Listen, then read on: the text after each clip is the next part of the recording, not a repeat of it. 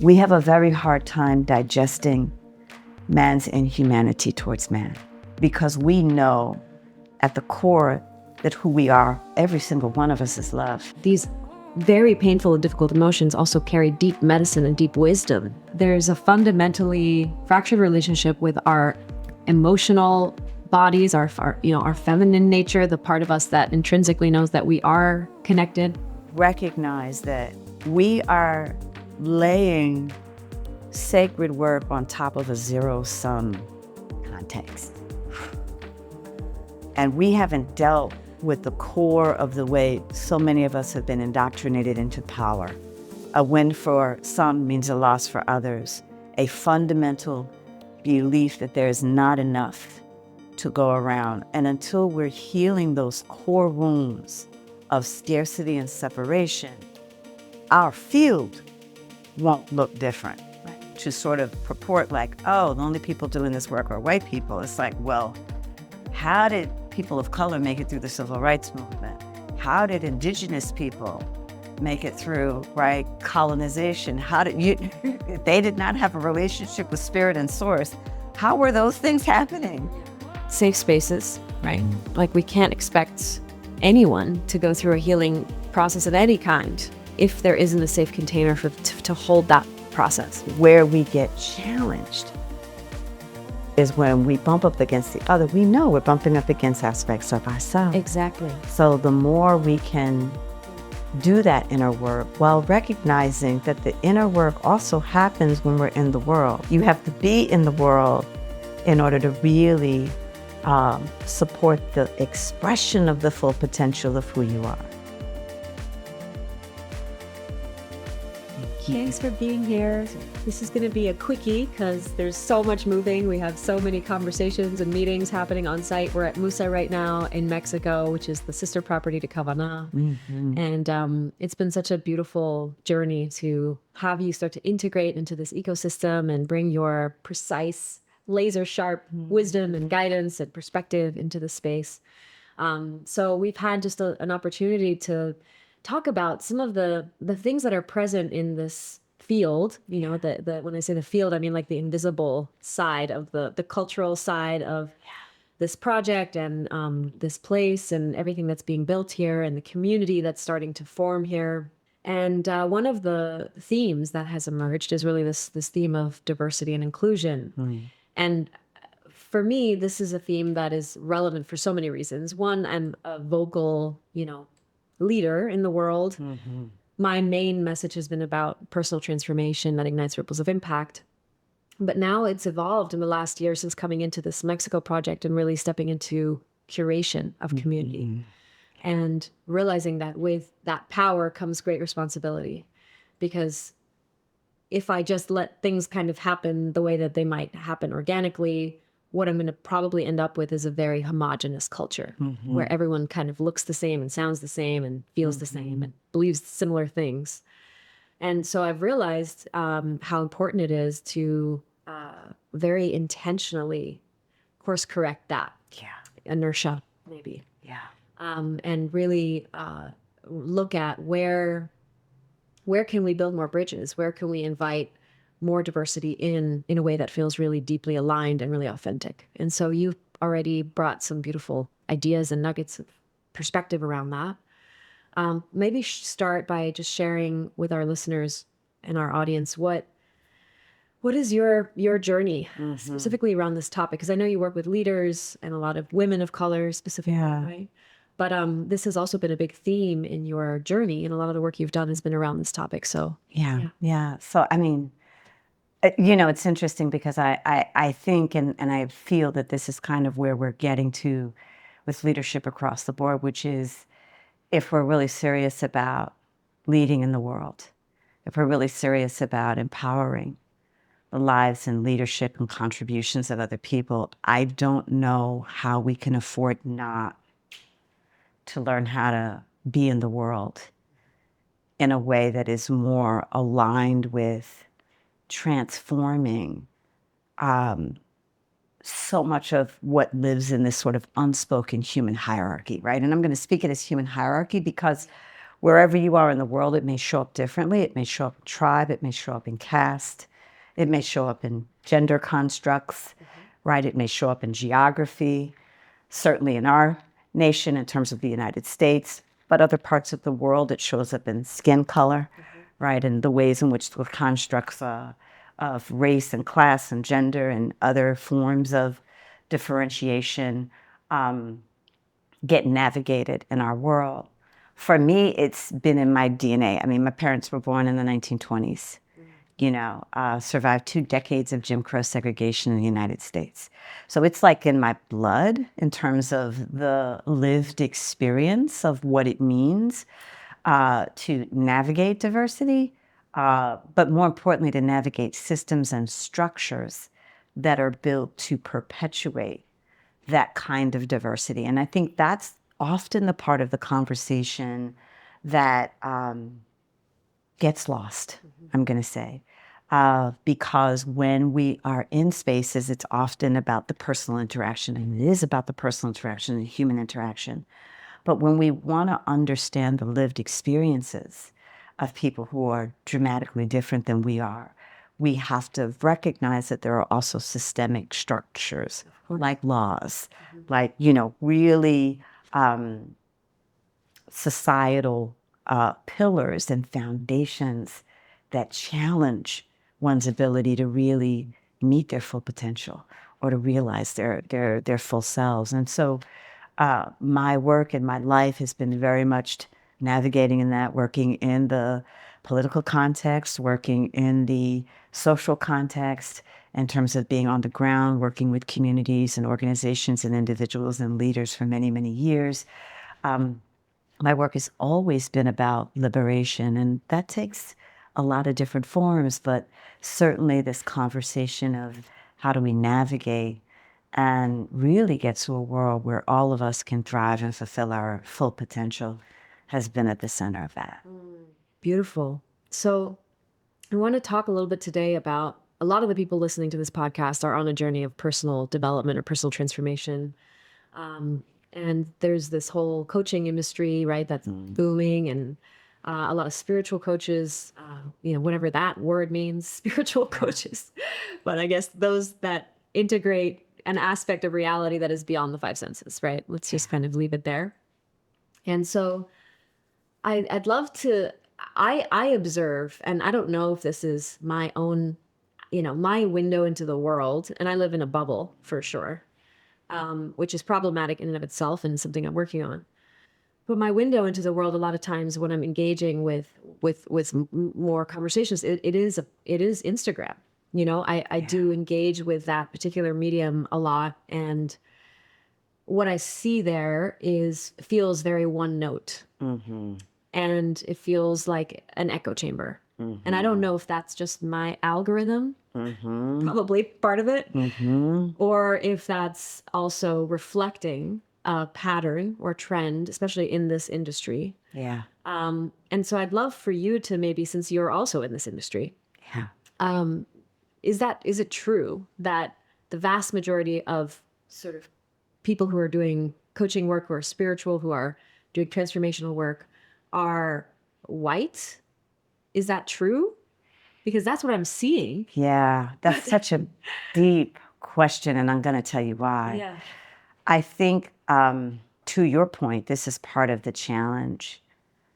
The way even that spiritual is being framed purports that there's only one identity that has originated a relationship with Source. Right. And so I want to say that because we want to get the magnitude of that. So to sort of purport like, oh, the only people doing this work are white people, it's like, well, how did people of color make it through the civil rights movement? How did indigenous people make it through, right, colonization? How did if they did not have a relationship with spirit and source, how were those things happening? Yeah. Right? So, I mean, I think this is part of the challenge. Certainly, right? And so much of, I think, unfortunately, what gets grappled with sometimes in social media in not very elegant and productive ways is an assumption of sort of like, oh, if I've discovered it, that now means that I have originated it, right? And that is so not the case, right? And so I think, I'm going to speak the work, and then I'm going to speak marketing and branding and promotion, which are two very different things, right? And I remember probably about 2 or 3 years ago, this conversation really heated up in the field. There was a particular influencer who put out a particular series, and there was a lot of backlash from people of color in the space. And there are many people of color doing this work in the space. We maybe just don't see them. They're not as visible. Perhaps we don't recognize their platforms. But they absolutely 100% do exist. And in many cases actually have very significant platforms. It just may not, to your point, It's not showing up. It's not in your algorithm, right? So we don't know. What was so profound, I feel, about that discourse and the way it happened was, I think sometimes we assume that because someone is on social media, because they have a big platform, because they are really gifted in marketing, that automatically equates to being a leader. And I want to say with all love and respect, because I think influencers work incredibly hard. I think because I think there's also an assumption like, oh, they just sip matcha in the woods and take pictures. Well, no. Influencers work incredibly hard to build whatever it is that they're choosing to have at the center of their movement. But that is not a substitute for the work. And each of us has to understand what that work is, right? And again, you can't make I can't sit here and make a blanket generality, because there are many influencers who understand that. And who are doing their work and who are trying to bring the most authentic form of their own expression that they can, and really trying to help people, right, who do follow and commit and connect with them. But I think what the challenge was here in this situation was there were perhaps expectations that people had of certain people in the context of leadership that they had not signed on for and didn't even understand. So there was a lot of sort of energy coming at them, and they're like, hold on, I don't understand. But at the same time, and I had deep conversations behind closed doors, because my phone started ringing like crazy when it went down on both sides, because I have relationships on both sides. But the thing that I'll say that I think is really important that all of us want to think about is, if we truly have a commitment to being in the world, and we truly have a commitment to wanting to impact across genre, field, sector, identity, then we do have a responsibility to understand what that means. And part of that is about being educated about others' realities, creating room and space to do that, getting outside of our bubbles, especially when it's uncomfortable, and being able to really listen to and experience what it's like for someone who's not us.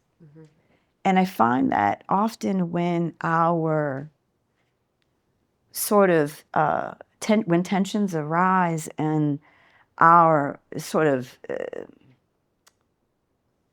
amicable interactions break down, is when one can't absorb the other's reality, can't take in the other's reality. And I was in a really powerful conversation about this last night, as a matter of fact. I feel like we struggle for a few reasons. One is it activates our own sense of powerlessness and our own sense of apathy. And we all, on some level, grapple with a sense of powerlessness and apathy, particularly if we want a better world and we're looking outside the window and we're not seeing that world manifest, right? Or we're feeling like the forces or powers that be have a grip on our planet in a way that no matter what we do, we can't stop Gaza from happening. We can't stop what's happening in the Congo. We can't intercept what's going on in Sierra Leone, right? And we can name other regions of the world, right? Ukraine, like I can go there, right? And we don't want to feel that. Right? We don't want to have to bump up against, because we're doing the best we can to stay afloat in the day-to-day. And sometimes that apathy isn't as far stretching as Ukraine or Russia. Sometimes that apathy is our mother and father.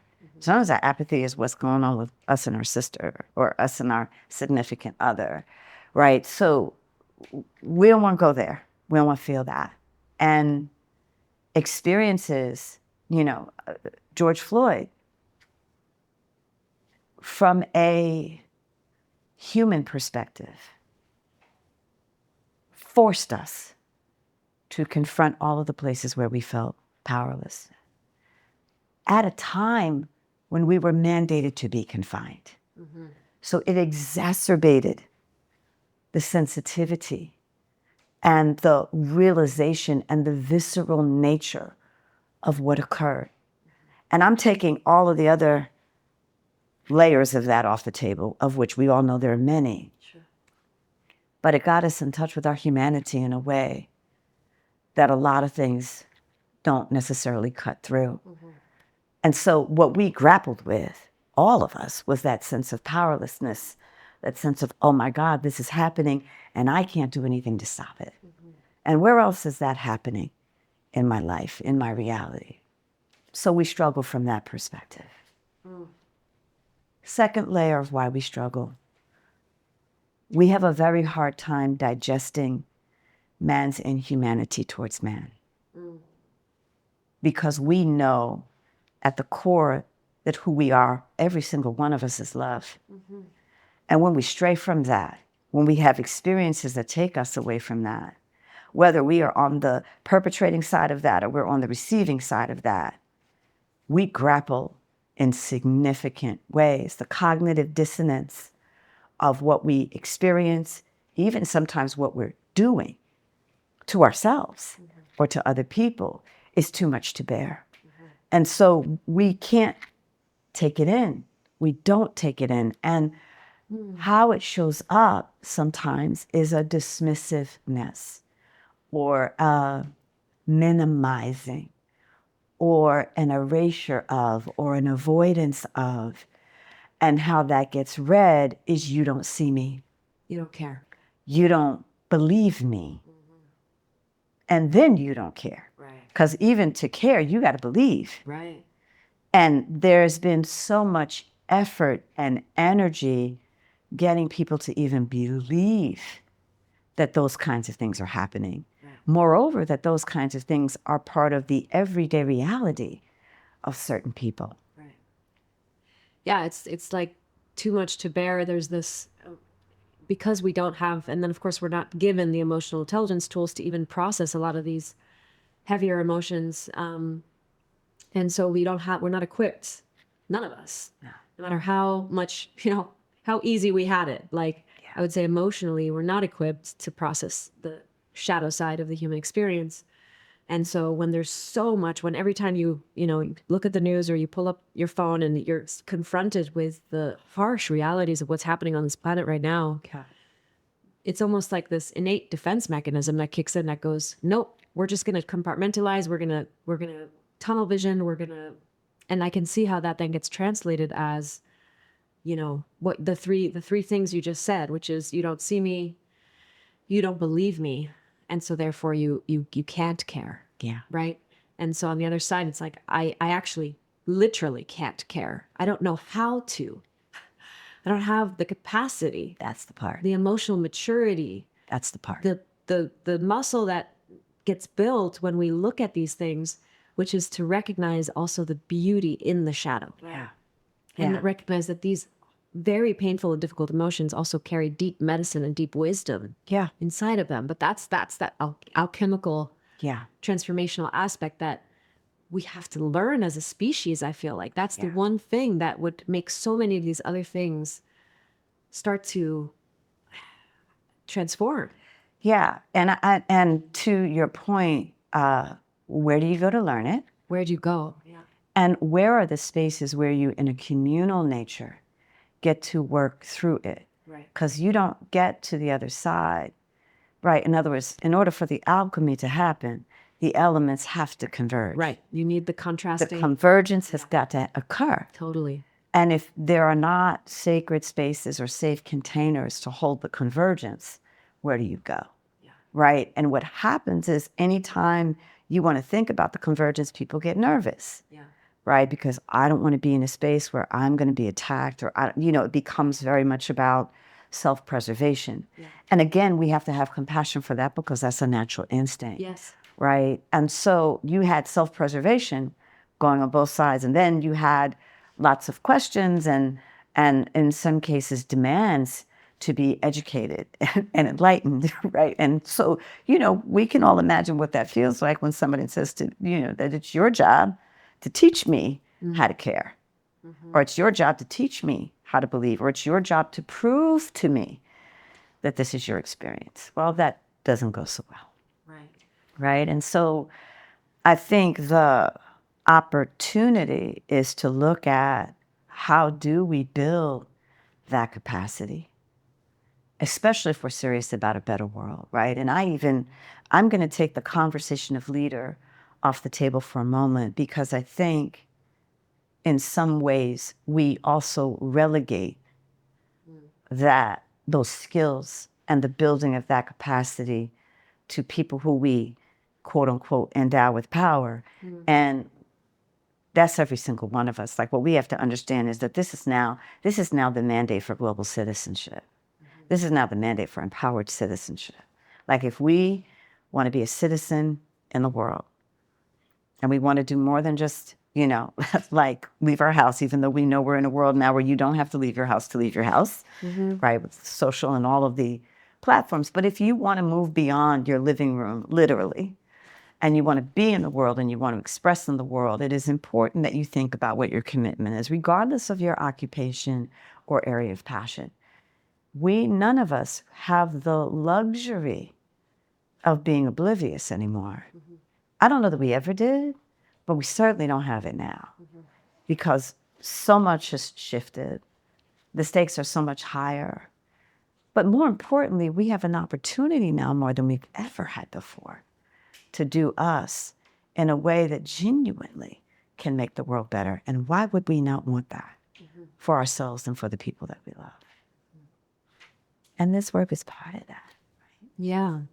Couple key messages that I want to double click on that you said. One was safe spaces, right? Like, we can't expect anyone to go through a healing process of any kind, or a journey of, facing difficult emotions, of coming out the other side, if there isn't a safe container to hold that process, right? And again, kind of coming full circle back to this idea of this booming coaching industry.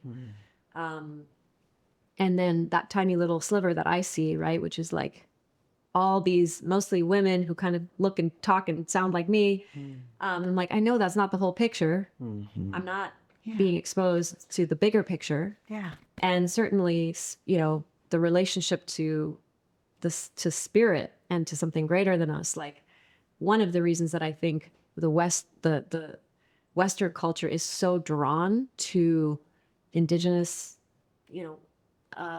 operating systems, ways of interacting with reality, and also Black culture, right, is so magnetic, because that relationship to the spirit is, I think, so intact still, and it probably has had to be, to your point, because the oppression and the trauma has been so severe. Yeah, and so there's this, what I observe in my, currently still predominantly white community, is there's a fascination and longing to connect and be part of, to be in real, deep, authentic connection. But then there's also a fear of what if I say the wrong thing? What if I do the wrong thing? What if I put my foot in my mouth somehow without meaning to? Yeah. And I think that happens a lot, right? Yeah.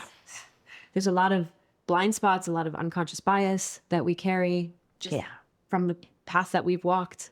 Yeah. So what would you say to that? This is a deep one, right? Because this is the conversation. There are many levels of this, right? I think the fascination, I think some would argue the co-optation, right? Because if I'm fascinated with someone or something, I want elements of that energy in my space, maybe in how I adorn, maybe in what's on my walls, right? In my home, right? And There's a famous song by a group called Sounds of Blackness that says, everybody want to sing my blues, nobody want to live my blues.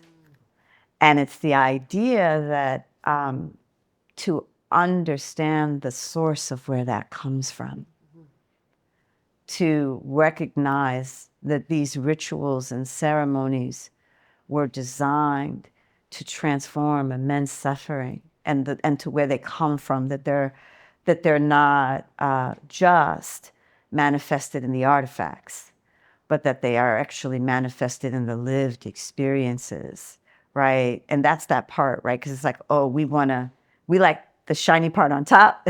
It's like we like the icing. We don't want whatever else comes with that. And I think sometimes there's a perception of that. And then on the other side, an unawareness. Yeah. I don't even know why I'm drawn to this, but there's something in my soul that resonates with that, right? And that is a part of your humanity. That is a part of soul's many lifetimes. A lot of us, if we believe or not believe, right, are in our 100th reincarnation, and who knows where we were, life 34 and 35, that would have certain iconic things be drawn to us because we have those spiritual memories, right, if we speak in a sort of multidimension. But I think there's a deeper conversation, which is about a reverence and a respect for not only what we know, but what we don't know. And what we don't know, we don't know. And that's the case for all of us in the ways we enter, in the ways we engage, in the ways we hold space, and a willingness to challenge ourselves, to be willing to work through what we don't know. And I think some of the tension that can be felt is we're willing to figure out some things, but there are other things we're not willing to figure out. So then there become questions about, well, where does the selectivity come from on both sides? Yeah. Right? And how do we each develop the capacity to be accountable, to challenge, and to love and forgive, right? And I think the sadness I feel as I watch our field is I don't know that we realize how vast the disconnect is. And what do I mean when I say that? That we can't continue to perpetuate the tensions and be serious about what we're trying to do in the world. It's a lack of integrity. It's an integrity out. And that's across the board, right? So that's not about any one side. That's about we have to look at what context we're operating in that's giving us the tension. Because if we have a commitment to spirit, then how is it that all of the other things we're grappling with show up? I was talking to someone the other day about this idea. They were like, well, what's the rebrand on DEI? Because the DEI backlash and people are moving away from DEI and, it's no longer popular. It's now about AI, not DEI, all the conversations. And I'm like, we're still human. Hello. The work of humanity is still, that's never going to go out of style unless we get reckless and replace ourselves. It's not going to go out of style. But I think the deeper opportunity is to recognize that we are laying sacred work on top of a zero-sum context. And we haven't dealt with the core of the way so many of us have been indoctrinated into power. And again, that is a global conversation, right? A win for some means a loss for others. A fundamental belief that there is not enough to go around. And until we're healing those core wounds of scarcity and separation, our field won't look different. Right. And the challenge is that our field doesn't see it quite yet at its core. So we have the language, like we have the language of abundance. We have the language, you feel what I mean? And I'd say this like to all of us with love, right? We have the language of these things, but we don't have the lived yet experience of these things because we haven't grappled with the context. We haven't grappled with the context. Well, and then the context is so massive. You're talking about, right, the entire system, the entire operating system that underlies everything we see in reality and everything in our Western civilization, our modern world, not just Western, I mean, really worldwide. Like there's a fundamentally fractured relationship with nature, fractured relationship with our emotional bodies, our feminine nature, the part of us that intrinsically knows that we are connected. A fractured relationship with the spiritual realm, that which is greater than us, source. and a loss of reverence really for that, and therefore a complete over amplification of our identity structure, our ego, which identifies as separate just by its very nature, not wrong or bad. It's just the part of us that happens to identify as individual. And then therefore sort of takes over the whole thing and goes, I need it all for me, and I need to extract from others in order to win. And this win-lose model. Yeah. And so coming back full circle to powerlessness, which is another word you used, and overwhelm and share, just like, I don't even know where to start to fix that problem. Correct. I mean, other than what we are doing, what else can we be doing to address the root cause? All of us, right? Not just you and I in this room. And I believe we're both dedicated to playing our part in the solution to that particular massive systemic problem. Yeah. But really, like, are we not doing enough? Or are we playing our unique part? And this is a big question for me, what is it about, there's certain people that believe like you need to reach as many people as possible with your message. Let's say you have your message, right? If you don't have your message or you don't have your purpose yet, then go find it. And that purpose should be, somehow there's this implication, there's this should, that it should be bigger than you being the best mother you can be, you being the best community member you can be, that you should reach more people, you should have a bigger impact. And there can be a lot of shaming even in the space of leadership, right? And transformation and like how we make a world a better place. And I notice I fall into that. I'm like, well, if millions of people don't see my podcast or hear this message, then I'm not doing enough. Yeah. I want to come back to that because I think that's just more of the zero sum. Right. At work, right? Which tells us that it is about the consumption. It is about the doing. It is about the, greed, dominance, exploitation. Right? In terms of the sort of the cornerstones when we think about traditional systems and old notions of power, right? I go to the work of the phenomenal rest her spirit, Grace Lee Boggs.